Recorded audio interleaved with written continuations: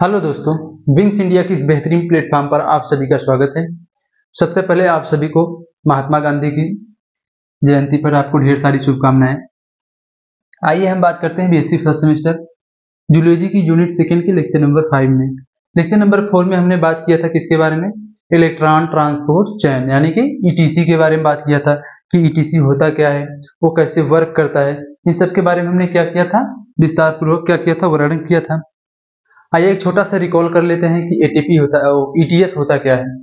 ETS क्या होता है? ईटीएस क्या करता है, देखो, जो आपके मेटाबॉलिक पाथवे के थ्रू एनएडीएच एफएडीएच का फॉर्मेशन होता है, उनसे क्या करता है, उनको ऑक्सीडाइज करके क्या कराता है, ऑक्सीडाइज करके क्या करता है, उसके जो इलेक्ट्रॉन हाई एनर्जी लेवल के होते हैं वो क्या करते हैं, लो एनर्जी लेवल पे ले जाता है, जो कि ऑक्सीजन से बाइंड करके H2O मॉलिक्यूल का फॉर्मेशन करता है।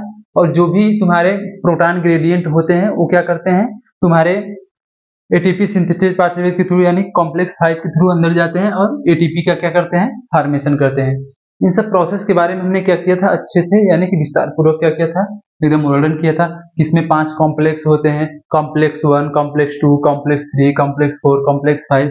कॉम्प्लेक्स 1 में, कॉम्प्लेक्स 1 को किस नाम से जानते थे, एनएडीएच डिहाइड्रोजनेज कॉम्प्लेक्स के नाम से जानते थे। कॉम्प्लेक्स 2 को हम जानते थे ससिनेट डिहाइड्रोजनेज कॉम्प्लेक्स के नाम से जानते थे। कॉम्प्लेक्स 3 को हम किस नाम से जानते थे, बताओ? कॉम्प्लेक्स 3 को हम बोलते थे आपका साइटोक्रोम BC1 कॉम्प्लेक्स के नाम से जानते थे। इन सब के बारे में हमने क्या किया था, विस्तार पूर्वक वर्णन किया था। उसमें हमने बताया था कि कॉम्प्लेक्स 1 में आपके 2 इलेक्ट्रॉन कैरियर होते हैं, एक तुम्हारा क्या होता है, FMN होता है, एक तुम्हारा क्या होता है, FES होता है। और जो FMN होता है हाइड्रोजन कैरियर भी होता है, हाइड्रोजन कैरियर भी होता है। इन सब के बारे में हमने क्या किया था, विस्तार पूर्वक बताया था कि इलेक्ट्रॉन तुम्हारे NADH जो है तुम्हारा, NADH तुम्हारा क्या करता है, NADH तुम्हारा ऑक्सीडाइज होता है, ऑक्सीडाइज होता है। तो इससे जो इलेक्ट्रॉन निकलते हैं यहाँ आता है, इसके थ्रू इसमें जाता है, इससे फिर तुम्हारे कॉम्प्लेक्स नंबर 2 में यूबी क्विनॉन से मिलता था। यूबी क्विनॉन किस में कन्वर्ट हो जाता था, यूबी क्विनॉल में कन्वर्ट हो जाता था, यूबी क्विनॉल में कन्वर्ट हो जाता था। फिर यहाँ के इलेक्ट्रॉन तुम्हारे कॉम्प्लेक्स नंबर 3 में जाते थे, उसमें तुम्हारे 4 इलेक्ट्रॉन कैरियर लगे होते थे। एक तुम्हारा देखो, एक तुम्हारा होता था C/2b, C/2b होता था। फिर तुम्हारे FMN होता था, FES होता था, FMN नहीं होता था, FES होता था। और फिर तुम्हारा C/T/C1 होता था। और तुम्हारे ये भी यूबी क्विनॉन और ये भी होते थे। ये सब क्या होते थे, हाइड्रोजन कैरियर की तरह काम करते थे। इस सब के बारे में हमने क्या किया था, आपको विस्तार पूर्वक क्या किया था, बताया था। सबके वर्क के बारे में, सबके फंक्शन बारे में, उसके नाम के बारे में अच्छे से क्या किया था, अध्ययन किया था। आइए इसमें हम जानते हैं किसके बारे में, ऑक्सीडेटिव फास्फोरिलेशन के बारे में, कि आखिर ऑक्सीडेटिव फास्फोरिलेशन है क्या। देखो, ऑक्सीडेटिव फास्फोरिलेशन क्या है, वो जो आपका एटीपी है, जो एटीपी मॉलिक्यूल बनता था, इसी की क्या है, एक प्रोसेस है। क्या है, प्रोसेस है। देखो क्या है, आइए देखते हैं। The process of ATP synthesis, क्या है, the process of ATP synthesis during the oxidation of reduced coenzyme in ETS. ETS की जो रेड्यूस्ड कोएंजाइम है, उसके ऑक्सीडेशन के थ्रू जो भी आपका एटीपी सिंथेसिस का मॉलिक्यूल का फॉर्मेशन होता था, इस घटना को हम क्या बोलते हैं, ऑक्सीडेटिव फास्फोरिलेशन बोलते हैं। क्या बोलते हैं, oxidative phosphorylation. In this process, इस प्रोसेस में क्या होता था, एनर्जी इज रिलीज, एनर्जी क्या होता था, रिलीज होता था। When electron are transport from high energy to low energy. Higher energy क्या होता था, NADH FADH2 क्या होते थे, इसमें जो इलेक्ट्रॉन होते थे हाई एनर्जी लेवल के होते थे। यही इलेक्ट्रॉन तुम्हारे कहाँ तक जाता था, तुम्हारा कॉम्प्लेक्स नंबर 4 तक जाता था। वहां से क्या होता था, वो इलेक्ट्रॉन किसको मिलता था, ऑक्सीजन को मिलता था। वही इलेक्ट्रॉन ऑक्सीजन लेकर क्या करता था, ऑक्सीजन उस इलेक्ट्रॉन को क्या करता था, अपने साथ बाइंड करता था और H+ आयन के साथ मिलकर H2O मॉलिक्यूल का क्या कर देता था, फॉर्मेशन करता था। This energy is use phosphorylate ADP. ये एनर्जी किसमें यूज होता था, फास्फोरिलेट एडीपी में क्या होता था, यूज होता था। देखो उसके बाद कौन से वैज्ञानिक है तुम्हारे, पीटर मिशेल। कौन है, पीटर मिशेल प्रपोज किए कि, क्या प्रपोज किए भाई, कि कीमोऑस्मोटिक mechanism of ATP synthesis. ATP synthesis में जो भी प्रोसेस होते थे वो क्या है, केमिकल प्रोसेस है, इसलिए उसको हम क्या बोलते हैं, कीमोऑस्मोटिक मैकेनिज्म बोलते हैं of ATP synthesis, which state that ATP synthesis occur due to H+ ion flow through the membrane. क्या होता था, H प्लस आयन किसके थ्रू, मेम्ब्रेन के थ्रू क्या होता था, फ्लो होता था।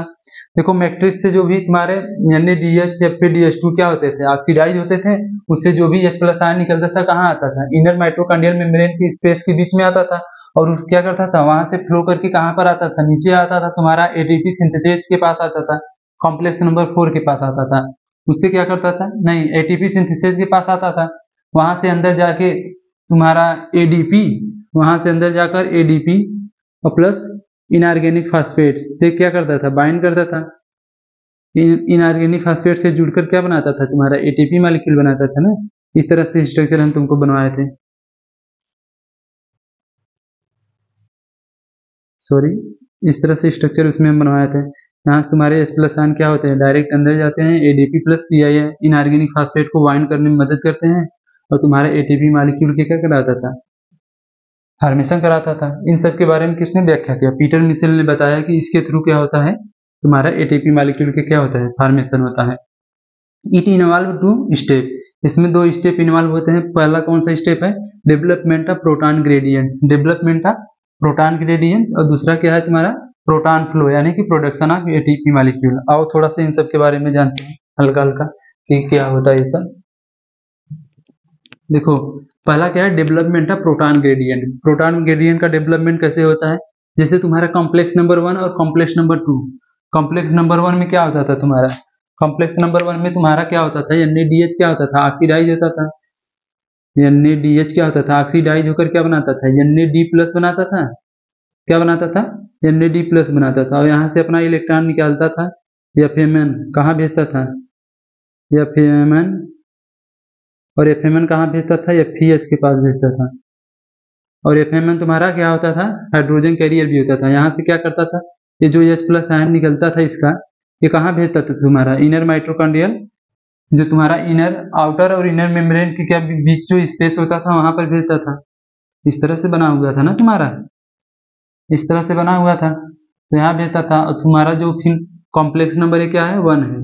कॉम्प्लेक्स नंबर क्या है तुम्हारा, 1 है। कॉम्प्लेक्स नंबर 2 में क्या होता था, जो यूवी क्यूनॉन था तुम्हारा, किसमें कन्वर्ट होता था, यूवी क्यूनॉल में। इसमें यूवी क्यूनॉल में, इसमें क्या होता था, FADH2, FADH2 क्या हो जाता था, ऑक्सीडाइज हो जाता था। क्या होता था, FAD, आई होप आपको शायद दिखाई न दे रहा हो, FAD plus 2H plus ion, ये क्या करता था तुम्हारा, H प्लस आयन को किसमें भेज देता था, स्पेस में, जो स्पेस था आउटर और इनर के बीच, मेम्ब्रेन के बीच जो स्पेस था उसमें भेज देता था। यानी कि क्या करता था, development of proton gradient. Proton जो ग्रेडियंट होता है उसका डेवलपमेंट कहाँ होता है तुम्हारा, जो इनर माइटोकॉन्ड्रियल मेम्ब्रेन के बीच जो स्पेस होता है वहां पर क्या होता है, इनका डेवलपमेंट होता है। और फिर इनका डेवलपमेंट हो जाने के बाद क्या होता था, इसका क्या होता था, फ्लो होता, प्रोटॉन जो होता है इसका फ्लो होता था। कहाँ फ्लो होता था तुम्हारा, कॉम्प्लेक्स नंबर 4 या नहीं कॉम्प्लेक्स नंबर 5 के पास, यानी कि ATP सिंथेसेज नाम था उसका ना, ATP सिंथेटेज यही नाम था ना। उसके पास क्या करता था, ये प्रोटॉन का फ्लो करवाता था, वही प्रोटॉन जाकर क्या करता था, ATP का फॉर्मेशन करता था। यही प्रोटॉन तुम्हारा जाता था कॉम्प्लेक्स नंबर 4 के पास, उसमें इस तरह से बने होते थे। इसको हम क्या बोलते थे, इसको हम बोलते थे F0, इसको हम बोलते थे F1। यहाँ से यही तुम्हारा प्रोटॉन इंटर करता था, यही प्रोटॉन कहाँ, यहाँ से इंटर करके आता था, और भैया ADP प्लस इनऑर्गेनिक फास्फेट के साथ जुड़ के क्या करता था, ATP मॉलिक्यूल का फॉर्मेशन कराता था। इसी पूरी घटना को हम क्या बोलते हैं, ऑक्सीडेटिव फास्फोरिलेशन। आई होप आपने इसको अच्छे से समझा होगा। इसका स्क्रीनशॉट ले लीजिए या फिर इसको नोट डाउन कर लीजिए।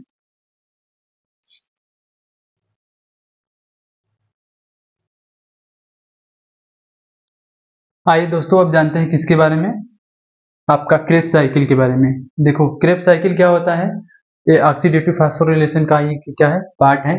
इसी के बारे में हम क्या करेंगे, जानेंगे विस्तार पूर्वक।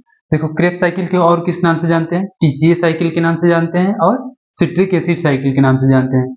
TCA फुल फॉर्म क्या होता है, ट्राई कार्बोक्सिलिक एसिड साइकिल, और सिट्रिक एसिड साइकिल के नाम से जानते हैं। देखो कोई भी साइकिल जो होता है उसके पहले प्रोडक्ट के नाम से भी जान सकते हैं, और उसका मतलब जिसने खोज किया था उसके नाम से भी जान सकते हैं। इसलिए देखो इसकी खोज किसने की थी, क्रेब्स साइकिल की खोज किसने की थी तुम्हारे, हैंस क्रेब ने किया था। किसने किया था, हैंस क्रेब ने किया था। देखो टीसीए या क्रेब्स साइकिल चलता कहाँ है पहले ये देख लो। देखो आओ इसको थोड़ा सा हम इरेज कर देते हैं ऑक्सीडेटिव फास्फोरिलेशन को। हाँ देखो देखो अब देखो डिस्कवर किसने किया था,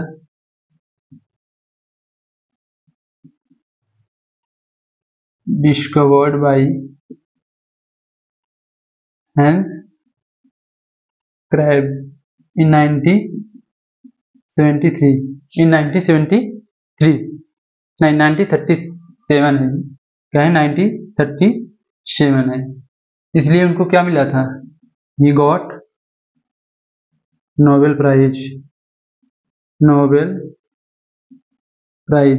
उन्होंने क्या पाया था, नोबेल प्राइज पाया था। कब पाया था उन्होंने नोबेल प्राइज, इन 1940 में, इन 1940 में, 1940 में क्या पाया था उन्होंने, नोबेल प्राइज पाया था।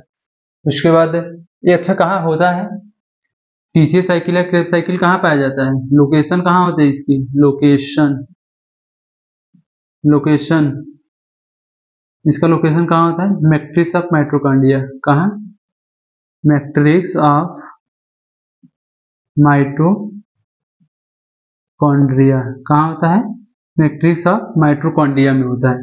देखो ग्लूकोज से पायरुविक एसिड यानी कि पायरुवेट, ये कहाँ पर होता है आपका, साइटोप्लाज्म में होता है। कहाँ पर होता है, साइटोप्लाज्म में होता है। इसमें कितने स्टेप होते हैं, 10 स्टेप होते हैं। कितने स्टेप होते हैं, 10 स्टेप होते हैं। तुम्हारा क्या होता है, 2 एटीपी, एक्चुअली में 4 एटीपी का निर्माण होता है लेकिन 2 खर्च हो जाता है, 2 एटीपी और 2 NADH, 2 NADH मॉलिक्यूल की क्या होता है, फॉर्मेशन होता है। इसमें कितने स्टेप होते हैं, 3 स्टेप होते हैं। उसके बाद देखो इसमें न तो कोई कार्बन डाइऑक्साइड बनता है और न ही कोई अपना ऑक्सीजन बनता है। इसके बाद पायरुविक एसिड या फिर जो पायरुविक एसिड होता है किस फॉर्म में होता है, पायरुवेट के फॉर्म में होता है। इसलिए इसको हम क्या बोलते हैं, पायरुवेट बोलते हैं। क्या बोलते हैं, पायरुवेट। पायरुवेट लिंक रिएक्शन के तहत क्या बनाता है, एस्टाइल COA बनाता है। ये क्या करता है लिंक रिएक्शन में, ये एक ही देखो पायरुवेट देखो एक ग्लूकोज से 2 पायरुविक एसिड का निर्माण होता है। कितना, 2 पायरुविक एसिड का। तो 2 पायरुविक एसिड से 2 एस्टाइल COA बनेगा, यानी कि यहाँ पर कितना, 2 NADH का भी फॉर्मेशन होता है। कितने का, 2 NADH का क्या होता है, फॉर्मेशन होता है। और एक CO2 मॉलिक्यूल का भी फॉर्मेशन होता है। और यहाँ पर क्या कौन सा एंजाइम लगता है, COA एंजाइम क्या लगता है, यहाँ पर यूज होता है। अब यही जो एस्टाइल COA तुम्हारा बना है ये किस में जाता है तुम्हारा, ये क्या है, क्रेब साइकिल है। क्रेब साइकिल में जाता है। क्रेब साइकिल कहाँ होता है, मैट्रिक्स ऑफ माइटोकॉन्ड्रिया में होता है। कहाँ पर होता है, मैट्रिक्स ऑफ माइटोकॉन्ड्रिया में होता है। इसको थोड़ा सा इरेज कर देते हैं क्योंकि यहाँ पर लिखना भी है। देखो कहाँ होता है, मैट्रिक्स ऑफ माइटोकॉन्ड्रिया में होता है। देखो यही एस्टाइल COA कहाँ आता है तुम्हारा, क्रेब साइकिल में आता है। और पहला प्रोडक्ट क्या बनाता है, सिट्रेट बनाता है। किस एंजाइम की सहायता से, सिट्रेट, सिट्रेट सिंथेटेज। कौन से enzyme, synthetase, citrate, citrate synthetase enzyme की सहायता से क्या बनाता है, सिट्रेट बनाता है। इसको बोलते हैं सिट्रिक एसिड बोलते हैं, लेकिन ये सिट्रेट के फॉर्म में होता है। यानी कि एक H+ आयन उससे क्या होता है, निकल जाता है। उसके बाद जो तुम्हारा सिट्रेट है किसमें कन्वर्ट होता है, आइसोसिट्रेट में। किसमें कन्वर्ट होता है, आइसोसिट्रेट में। कौन से एंजाइम की सहायता से, एकोनिटेज। कौन से एंजाइम, एकोनिटेज। कौन से एंजाइम की सहायता से, एकोनिटेज एंजाइम की सहायता से किसमें कन्वर्ट हो जाता है, आइसोसिट्रेट में। तो फिर यही तुम्हारा आइसोसिट्रेट किसमें कन्वर्ट होता है, अल्फा कीटो ग्लूटरेट में। किसमें, अल्फा कीटो ग्लूटरेट में। कौन से एंजाइम की सहायता से, आइसोसिट्रेट। कौन से एंजाइम, आइसोसिट्रेट डिहाइड्रोजिनेज। क्या बोलते हैं, isocitrate dehydrogenase. Isocitrate dehydrogenase enzyme की सहायता से क्या होता है तुम्हारा, आइसोसिट्रेट किसमें कन्वर्ट होता है, अल्फा कीटो ग्लूटरेट में। इसमें क्या होता है, NAD+ से NADH का निर्माण होता है। इसका NADH का। और तुम्हारा एक कार्बन डाइऑक्साइड क्या होता है, बाहर निकलता है। उसके बाद जो तुम्हारा ये अल्फा कीटो ग्लूटरेट है वो किसमें कन्वर्ट होता है, सस्निल CoA में, किसमें कन्वर्ट होता है? सस्निल CoA में। इसमें कौन सा एंजाइम लगता है? एंजाइम कौन सा लगता है? यही तुम्हारा लगता है alpha keto glutarate, alpha keto glutarate enzyme, alpha keto glutarate dehydrogenase. I hope आपको दिखाई नहीं दे रहा हो, लेकिन हम बोल रहे हैं, उसको लिख लीजिए अच्छे से। क्या है? Alpha keto glutarate dehydrogenase enzyme की सहायता से क्या होता है? अल्फा कीटो ग्लूटरेट किसमें? सस्निल CoA में क्या होता है?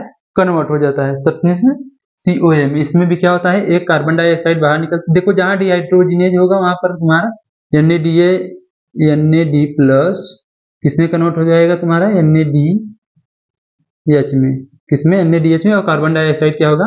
बाहर निकलेगा। क्या होगा? कार्बन डाइऑक्साइड बाहर निकल जाएगा। और फिर तुम्हारा ये जो सस्निल क्या है? सस्निल CoA है, किसमें कन्वर्ट होता है? सस्नेट में। किसमें कन्वर्ट हो जाता है? सस्नेट में कन्वर्ट होता है। कौन से एंजाइम की सहायता से? यही सस्निल CoA। कौन से एंजाइम?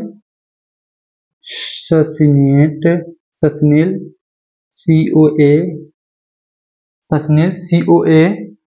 सिंथेटेज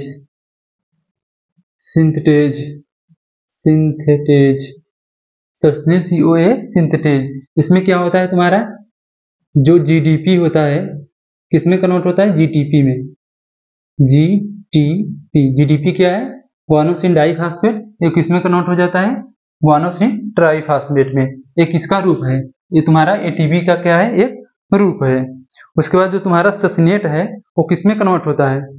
सस्नेट तुम्हारा किसमें कन्वर्ट हो जाता है? फ्यूमरेज में। किसमें? फ्यूमरेट में। किसमें कन्वर्ट होता है? फ्यूमरेट में।